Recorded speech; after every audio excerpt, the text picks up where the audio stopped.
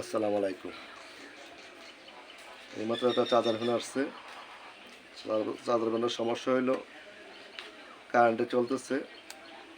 এই যে দেখেন কারেন্টে চলতেছে, ব্যাটারিতে চলতেছে না। এই যে দেখেন ব্যাটারিতে চলতেছে না, ব্যাটারি চলতেছে না। কিন্তু কাস্টমারে কি করছে জানেন, ব্যাটারিটা বাসায় খুলে রেখে শুধু ফ্যানটা নিয়ে আসছে। তারপরে দেখি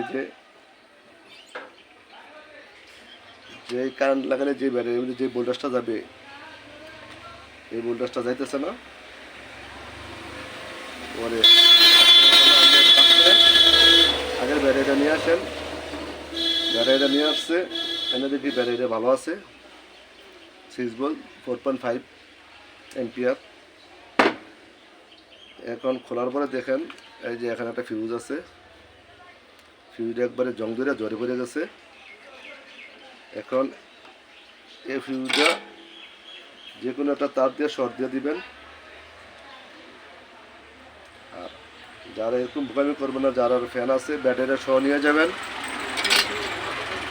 এটা তো শুধু একমাত্র বাঙালি নিত 40 টাকা দিয়া বা 50 টাকা দিয়া, কিন্তু 400 450 দামের একটা ব্যাটারি শুধু 50 টাকা দিয়ে নিয়ে যেত। আপনারা বুঝতে পারতেন না, কিন্তু আপনারা যারা কাস্টমার তারা ঠকবেন। যে কোনো মিস্ত্রির কাছে যাবেন, ঘন্টার ভিতরে ব্যাটারি সহ নিয়ে যাবেন। যদি আপনার কোনো সমস্যা মনে হয় তখন সামনে থাকবেন,